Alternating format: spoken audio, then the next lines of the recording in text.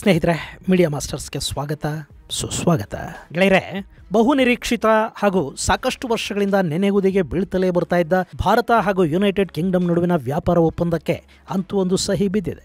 ಈ ಒಪ್ಪಂದ ಬ್ರಿಟನ್ನಲ್ಲಿ ಉದ್ಯೋಗಾವಕಾಶಗಳನ್ನು ಹೆಚ್ಚು ಮಾಡುತ್ತೆ, ಅಲ್ಲಿನ ಬೆಲೆ ಏರಿಕೆಯನ್ನು ಕಡಿಮೆ ಮಾಡೋದರ ಜೊತೆಗೆ ಒಂದಷ್ಟು ಆರ್ಥಿಕ ಲಾಭವನ್ನು ಕೂಡ ತಂದುಕೊಡುತ್ತೆ. ಹಾಗೆ ಭಾರತದ ದೃಷ್ಟಿಯಿಂದ ಕೂಡ ದೊಡ್ಡ ಲಾಭಗಳನ್ನು ಇದು ಮಾಡಿಕೊಡಲಿದೆ. ಭಾರತ ಹಾಗೂ ಬ್ರಿಟನ್ ನಡುವಿನ ವ್ಯಾಪಾರ ವಹಿವಾಟು ಇದರಿಂದ ಹೆಚ್ಚಾಗುತ್ತೆ. ಭಾರತದ ಟ್ರೇಡ್ ಸರ್ಪ್ಲಸ್ ಕೂಡ ಹೆಚ್ಚಾಗೋದರ ಜೊತೆಗೆ ಭಾರತದ ಜವಳಿ ಹಾಗೂ ಇನ್ನಿತರ ಲೇಬರ್ ಓರಿಯೆಂಟೆಡ್ ಉದ್ಯಮಗಳಿಗೆ ಈ ಒಪ್ಪಂದ ಲಾಭವನ್ನು ಮಾಡಿಕೊಡುತ್ತೆ. ಹಾಗೆ ಬ್ರಿಟನ್ ಜೊತೆ ಭಾರತ ಮಾಡಿಕೊಂಡ ಈ ಒಪ್ಪಂದ ಯುರೋಪಿಯನ್ ಯೂನಿಯನ್ ಹಾಗೂ ಅಮೆರಿಕಾಗಳ ಜೊತೆ ಕೂಡ ಭಾರತದ ಮುಕ್ತ ವ್ಯಾಪಾರ ಒಪ್ಪಂದಕ್ಕೆ ಒಂದಷ್ಟು ಒತ್ತಡವನ್ನು ನಿರ್ಮಾಣ ಮಾಡೋ ಸಾಧ್ಯತೆ ಇರುತ್ತೆ. ಹಾಗಾದರೆ ಏನಿದು ಭಾರತ ಹಾಗೂ UK ನಡುವಿನ ಫ್ರೀ ಟ್ರೇಡ್ ಅಗ್ರಿಮೆಂಟು? ಬನ್ನಿ ನೋಡೋಣ.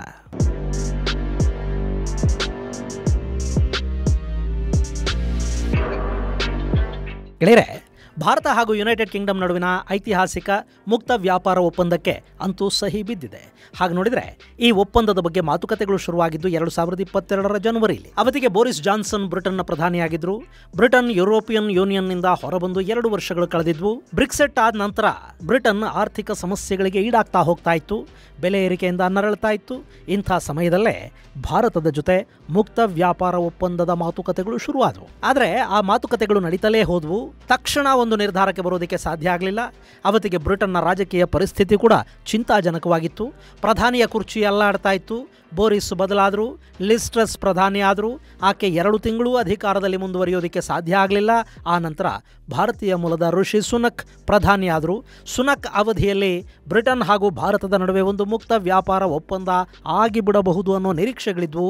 ಆದರೆ ವಿದೇಶಗಳಲ್ಲಿ ನೆಲೆಸಿದ, ಅಲ್ಲಿನ ರಾಜಕೀಯ ಹಾಗೂ ಇನ್ನಿತರ ಕ್ಷೇತ್ರಗಳಲ್ಲಿ ಮಿಂಚುತ್ತಾ ಇರೋ ಭಾರತೀಯ ಮೂಲದವರಿದ್ದಾರೆ ನೋಡಿ, ಅವರಿಂದ ಇವತ್ತಿನವರೆಗೆ ಭಾರತಕ್ಕೆ ಅಂಥ ಯಾವ ಲಾಭನೂ ಆಗಿಲ್ಲ. ಸುನಕ್ ಅವಧಿಯಲ್ಲಿ ಕೂಡ ಅದೇ ಆಯಿತು.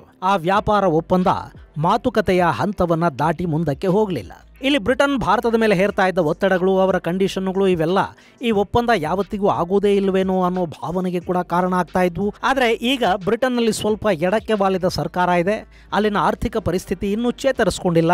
ಇಂಥ ಸಂದರ್ಭದಲ್ಲೇ ಭಾರತದ ಜೊತೆಗಿನ ಡೀಲ್ಗೆ ಬ್ರಿಟನ್ ಓಕೆ ಮಾಡಿದೆ.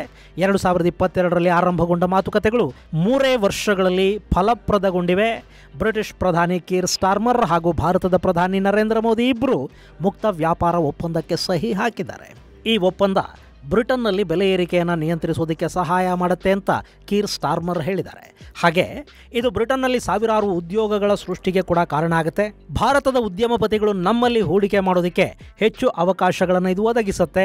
ಇದೊಂದು ಐತಿಹಾಸಿಕ ಒಪ್ಪಂದ ಅಂತ ಬ್ರಿಟನ್ ಪ್ರಧಾನಿ ಕೀರ್ ಸ್ಟಾರ್ಮರ್ ಹೇಳಿದ್ದಾರೆ. ಈ ಒಪ್ಪಂದದ ಕಾರಣದಿಂದ ಬ್ರಿಟನ್ನಿಂದ ಭಾರತಕ್ಕೆ ಬರುವ ಆಲ್ಕೋಹಾಲ್, ಅದರಲ್ಲೂ ಸ್ಕಾಚ್ ಹಾಗೂ ಇನ್ನಿತರ ಪಾನೀಯಗಳ ಮೇಲಿನ ಸುಂಕ ಗಣನೀಯ ಪ್ರಮಾಣದಲ್ಲಿ ಕಡಿಮೆ ಆಗುತ್ತೆ. ಹೀಗಾಗಿ ಆ ಇಂಪೋರ್ಟೆಡ್ ಪಾನೀಯಗಳ ಬೆಲೆ ಭಾರತದಲ್ಲಿ ಕಡಿಮೆಯಾಗೋ ಸಾಧ್ಯತೆ ಇರುತ್ತೆ. ಹಾಗೆ ಅಲ್ಲಿಂದ ಭಾರತದ ಮಾರುಕಟ್ಟೆಗೆ ಎಲೆಕ್ಟ್ರಾನಿಕ್ ಕಾರುಗಳು ಬರುತ್ತವೆ, ಅದರ ಮೇಲಿನ ಸುಂಕ ಕೂಡ ಈ ಒಪ್ಪಂದದ ಕಾರಣದಿಂದ ದೊಡ್ಡ ಮಟ್ಟದಲ್ಲಿ ಕಡಿಮೆ ಆಗುತ್ತೆ. ಸೊ ಭಾರತದ ಎಲೆಕ್ಟ್ರಾನಿಕ್ ಕಾರುಗಳ ಕ್ಷೇತ್ರದಲ್ಲಿ ಒಂದಷ್ಟು ಸ್ಪರ್ಧೆ ಉಂಟಾಗೋದಕ್ಕೆ ಇದು ಕಾರಣ ಆಗಬಹುದು. ಹಾಗೆ ಅಲ್ಲಿನ ವೈದ್ಯಕೀಯ ಸಾಧನಗಳು, ಮೆಡಿಸಿನ್ ಕಂಪನಿಗಳು ಭಾರತದ ಮಾರುಕಟ್ಟೆಗೆ ಪ್ರವೇಶವನ್ನು ಪಡೆಯುತ್ತವೆ. ಆದರೆ ಅದು ನಮ್ಮಲ್ಲಿ ದೊಡ್ಡ ಇಂಪ್ಯಾಕ್ಟನ್ನೇನು ಉಂಟು ಮಾಡೋದಿಲ್ಲ. ಯಾಕೆಂದರೆ ಬ್ರಿಟನ್ನ ಔಷಧಗಳು ಭಾರತಕ್ಕೆ ಬರೋದರಿಂದ ನಮ್ಮ ಜನರಿಕ್ ಮೆಡಿಸನ್ಗೆ ಯಾವ ತೊಂದರೆಯೂ ಇಲ್ಲ. ಹಾಗೆ ಇಂಪೋರ್ಟೆಡ್ ಮೆಡಿಕಲ್ ಎಕ್ವಿಪ್ಮೆಂಟ್ಗಳ ಮೇಲಿನ ಸುಂಕ ಕಡಿಮೆ ಆಗೋದ್ರಿಂದ ಅವುಗಳ ಬೆಲೆ ಕೂಡ ಭಾರತದಲ್ಲಿ ಸ್ವಲ್ಪ ಮಟ್ಟಿಗೆ ಕಡಿಮೆ ಆಗಬಹುದು. ಈ ಒಪ್ಪಂದ UKಗಂತೂ ಖುಷಿಯನ್ನು ಕೊಟ್ಟಿದೆ. ಇನ್ನು ಇದರಿಂದ ಭಾರತಕ್ಕಾಗುವ ಲಾಭ ಏನು? ಗೆಳೆಯರೆ, ಈ ಒಪ್ಪಂದ ಭಾರತಕ್ಕೆ ಎಷ್ಟು ಲಾಭವನ್ನು ತಂದುಕೊಡುತ್ತೋ ಅಷ್ಟೇ ಪ್ರಮಾಣದ ಲಾಭ ಬ್ರಿಟನ್ನ ಸಾಮಾನ್ಯ ಪ್ರಜೆಗೆ ಕೂಡ ಆಗುತ್ತೆ. ಈಗ ಈ ಒಪ್ಪಂದದ ಕಾರಣದಿಂದ ಭಾರತದ 99% ರಫ್ತುಗಳಿಗೆ UKಯಲ್ಲಿ ಶೂನ್ಯ ಸುಂಕದ ಸೌಲಭ್ಯ ಸಿಗುತ್ತೆ. ಸೊ ಜವಳಿ, ಸಮುದ್ರ ಉತ್ಪನ್ನಗಳು, ಚರ್ಮ, ಆಭರಣಗಳು ಮತ್ತು ಎಲೆಕ್ಟ್ರಾನಿಕ್ಸ್ನಂಥ ಲೇಬರ್ ಓರಿಯೆಂಟೆಡ್ ಕ್ಷೇತ್ರಗಳಿವೆಯಲ್ಲ, ಇವು ಸಂಪೂರ್ಣ ಲಾಭವನ್ನು ಪಡ್ಕೊಳ್ಳುತ್ತವೆ. ಇದರಿಂದ ಏನಾಗುತ್ತೆ ಗೊತ್ತಾ? ಈಗ ಭಾರತದ ಟೆಕ್ಸ್ಟೈಲ್ ಇಂಡಸ್ಟ್ರಿಗೆ UKಯಲ್ಲಿ ಸುಂಕ ಇಲ್ಲ ಅಂದರೆ ನಮ್ಮ ಬಟ್ಟೆ ಅಲ್ಲಿನ ಮಾರುಕಟ್ಟೆಯಲ್ಲಿ ಅಗ್ಗ ಆಗುತ್ತೆ. ಇದರಿಂದ ಅಲ್ಲಿನ ಖರೀದಿದಾರರಿಗೆ ಲಾಭ ಆಗುತ್ತೆ. ಹಾಗೆ ಅಲ್ಲಿನ ಮಾರುಕಟ್ಟೆಯಲ್ಲಿ ಭಾರತದಿಂದ ರಫ್ತಾಗೋ ಟೆಕ್ಸ್ಟೈಲ್ನ ಬೆಲೆ ಕಡಿಮೆ ಆದರೆ ಅಲ್ಲಿನ ಮಾರುಕಟ್ಟೆಯಲ್ಲಿ ಭಾರತ ಸ್ಪರ್ಧೆ ಮಾಡೋದಕ್ಕೆ ಸುಲಭ ಆಗುತ್ತೆ. ವಿಯೆಟ್ನಾಂ, ಚೈನಾ ಹಾಗೂ ಬಾಂಗ್ಲಾದ ಟೆಕ್ಸ್ಟೈಲ್ ಇಂಡಸ್ಟ್ರಿಯನ್ನು ಹಿಂದಿಕ್ಕಿ ಭಾರತ ಯುಕೆಯಲ್ಲಿ ಪಾರಮ್ಯವನ್ನು ಸಾಧಿಸುವ ಅವಕಾಶಗಳನ್ನು ಇದು ಕಲ್ಪಿಸಿಕೊಡುತ್ತೆ. ಇಲ್ಲಿ ಇಷ್ಟು ದಿನ ವಿಯೆಟ್ನಾಂ ಹಾಗೂ ಬಾಂಗ್ಲಾದೇಶಗಳು ಅಮೆರಿಕ, ಬ್ರಿಟನ್ ಹಾಗೂ ಯುರೋಪಿಯನ್ ದೇಶಗಳಲ್ಲಿ ಸುಂಕ ವಿನಾಯಿತಿಯ ಲಾಭವನ್ನು ಪಡ್ಕೊಳ್ತಾ ಇತ್ತು. ಹೀಗಾಗಿ ಬಾಂಗ್ಲಾದ ಜವಳಿ ಅಲ್ಲಿ ಚೀಪ್ ಅನ್ನಿಸ್ತಾ ಇತ್ತು. ಇನ್ನು ಮುಂದೆ ಈ ಫ್ರೀ ಟ್ರೇಡ್ ಅಗ್ರಿಮೆಂಟ್ನ ಕಾರಣಕ್ಕೆ ಬ್ರಿಟನ್ನಲ್ಲಿ ಭಾರತದ ಜವಳಿಯ ಮೇಲೆ ಟ್ಯಾರಿಫ್ ಇರೋದಿಲ್ಲ, ಸೊ ರಫ್ತು ಕೂಡ ಹೆಚ್ಚಾಗುತ್ತೆ, ಆ ಇಂಡಸ್ಟ್ರಿಯ ಮೇಲೆ ಹೂಡಿಕೆಯೂ ಹೆಚ್ಚಾಗುತ್ತೆ, ಅಲ್ಲಿ ಉದ್ಯೋಗ ಸೃಷ್ಟಿ ಕೂಡ ಹೆಚ್ಚಾಗುತ್ತೆ ಮತ್ತು ಇದು ಬಾಂಗ್ಲಾದೇಶದ ವ್ಯಾಪಾರದ ಮೇಲೆ ದೊಡ್ಡ ಹೊಡೆತವನ್ನು ಕೂಡ ಕೊಡುತ್ತೆ. ಇನ್ನು ಎಲೆಕ್ಟ್ರಾನಿಕ್ಸ್ ಮೇಲೆ ಕೂಡ ಟ್ಯಾರಿಫ್ ಕಡಿಮೆ ಆಗೋದ್ರಿಂದ ಆ ಕ್ಷೇತ್ರದಲ್ಲಿ ಕೂಡ ಹೂಡಿಕೆಗಳು, ವಿದೇಶಿ ಹೂಡಿಕೆಗಳು ಹೆಚ್ಚಾಗುವ ಅವಕಾಶಗಳಿರುತ್ತವೆ. ಭಾರತದಲ್ಲಿ ಎಲೆಕ್ಟ್ರಾನಿಕ್ಸ್ ತಯಾರಿ ಹೆಚ್ಚಾದಂತೆ ಇಲ್ಲಿ ಉದ್ಯೋಗ ಸೃಷ್ಟಿ ಕೂಡ ಹೆಚ್ಚಾಗ್ತಾ ಹೋಗುತ್ತೆ. ಬಹುಶಃ ಇದನ್ನು ಗಮನದಲ್ಲಿಟ್ಟುಕೊಂಡೇ ಭಾರತ ಈಗ ಚೈನಾದ ಹೂಡಿಕೆಗಳಿಗೆ ಒಂದಷ್ಟರ ಮಟ್ಟಿಗೆ ಬಾಗಿಲು ತೆಗಿತಾ ಇದೆ. ಇಲ್ಲಿ ಚೈನಾದ ಕಂಪನಿಗಳಿಂದ ಮುಂದೆ ಟೆಕ್ನಾಲಜಿ ಟ್ರಾನ್ಸ್ಫರ್ನೊಂದಿಗೆ ಒಂದಷ್ಟು ತಯಾರಿಕಾ ಘಟಕಗಳನ್ನು ಸ್ಥಾಪಿಸೋದಕ್ಕೆ ಅವಕಾಶಗಳನ್ನು ಕೊಡ್ತಾರೆ.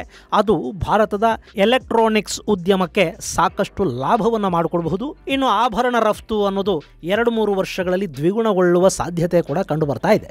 ಇದು ಭಾರತದ ಸಣ್ಣ ಕೈಗಾರಿಕೆಗಳ ಅಭಿವೃದ್ಧಿಗೆ ದೊಡ್ಡ ಮಟ್ಟದ ಕೊಡುಗೆಯನ್ನು ಕೊಡುತ್ತೆ.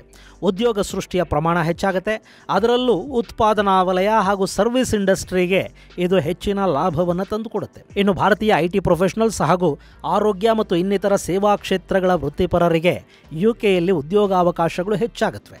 ಇದೆಲ್ಲದರ ಜೊತೆಗೆ ಯುಕೆಯಿಂದ ಸುಮಾರು 6 ಬಿಲಿಯನ್ ಪೌಂಡುಗಳಷ್ಟು ಹೊಸ ಹೂಡಿಕೆಗಳು ಬರುವ ಸಾಧ್ಯತೆಗಳನ್ನು ಇದು ತೋರಿಸ್ತಾ ಇದೆ.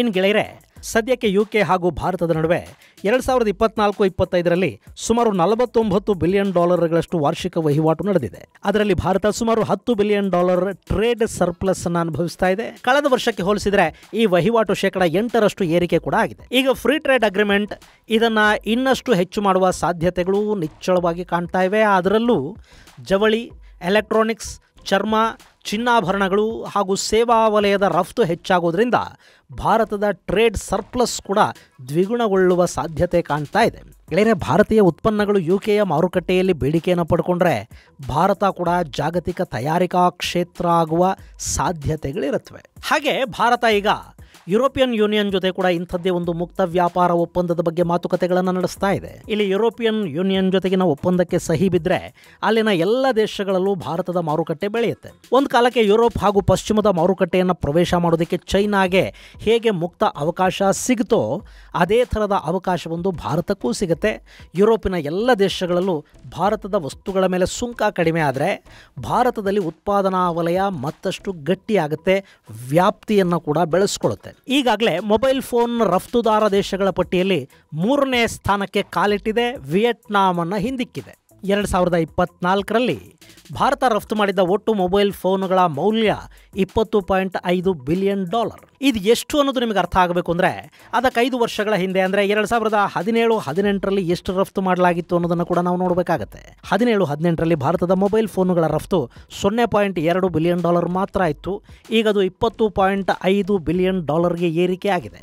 ಹಾಗೆ 1.7 ಮಿಲಿಯನ್ ಅಂದರೆ 17 ಲಕ್ಷ ಉದ್ಯೋಗ ಸೃಷ್ಟಿಯನ್ನು ಕೂಡ ಈ ಉದ್ಯಮ ಮಾಡಿದೆ. ಗೆಳೆಯರೆ, ಭಾರತದಲ್ಲಿ ಸೆಲ್ ಫೋನ್ಗಳನ್ನು ಬರೀ ಅಸೆಂಬಲ್ ಮಾಡ್ತಾರೆ, ಅದರ ಸ್ಪೇರ್ಸು ಚೀನಾದಿಂದ, ವಿಯೆಟ್ನಾಂನಿಂದ, ಹಾಂಗ್ಕಾಂಗ್ನಿಂದ, ತೈವಾನ್ನಿಂದ ಬರುತ್ತೆ ಅನ್ನೋ ರಾಹುಲ್ ಗಾಂಧಿ ಅವರ ಆರೋಪ ನಿಜಾನೆ. ಆದರೆ ಕಳೆದ 5 ವರ್ಷಗಳಲ್ಲಿ ಈ ಅಸೆಂಬ್ಲಿಂಗ್ ಅನ್ನಾದರೂ ಹೆಚ್ಚು ಮಾಡ್ಕೊಳ್ಳೋದಕ್ಕೆ ಸಾಧ್ಯ ಆಗಿದೆ. ಹಾಗಲ್ಲದೆ ಇಡೀ ಫೋನನ್ನು ಚೈನಾದಲ್ಲೇ ಅಸೆಂಬಲ್ ಮಾಡಿಸಿ ಇಲ್ಲಿಗೆ ತಂದು ಮಾರಾಟ ಮಾಡಿದ್ದಿದ್ರೆ ಆ 1.7 ಮಿಲಿಯನ್ ಉದ್ಯೋಗಗಳು ಕೂಡ ಚೀನಿಯರ ಪಾಲೇ ಆಗ್ತಾ ಇದ್ವು ಅಲ್ವಾ. ಈಗ ಒಂದು ಹೆಜ್ಜೆ ಮುಂದಕ್ಕಿಡಲಾಗಿದೆ. ಮುಂದೆ ಸಂಪೂರ್ಣವಾಗಿ ತಯಾರಿ ಕೂಡ ಇಲ್ಲೇ ಆಗೋ ಹಾಗೆ ನೋಡಿಕೊಂಡ್ರೆ ಇನ್ನಷ್ಟು ಉದ್ಯೋಗಗಳು ಇಲ್ಲಿನ ಯುವಕರಿಗೆ ಸಿಗುತ್ತವೆ. ಇನ್ನು ಮುಂದೆ ಅದೂ ಕೂಡ ಆಗೋದಕ್ಕೆ ಈ ಒಪ್ಪಂದ ಸಹಾಯ ಮಾಡುತ್ತೆ. ಈಗ ಯುಕೆ ಜೊತೆಗಿನ ಒಪ್ಪಂದ ಯುರೋಪಿಯನ್ ಯೂನಿಯನ್ ಜೊತೆಗಿನ ಮಾತುಕತೆಗಳನ್ನ ಇನ್ನಷ್ಟು ಸುಲಭವಾಗಿ ಸಲೀಸಾಗಿ ಆಗೋ ಹಾಗೆ ಮಾಡುತ್ತೆ. ಜೊತೆಗೆ ಅಮೆರಿಕಾಗೆ ಕೂಡ ಬೇಗ ಭಾರತದ ಜೊತೆ ಮುಕ್ತ ವ್ಯಾಪಾರ ಒಪ್ಪಂದವನ್ನು ಮಾಡಿಕೊಳ್ಳೋದಕ್ಕೆ ಇದು ಪ್ರೇರಣೆಯನ್ನು ಕೊಡುತ್ತೆ, ಒಂದಷ್ಟು ಒತ್ತಡಗಳನ್ನು ಕೂಡ ಹೆಚ್ಚು ಮಾಡುತ್ತೆ.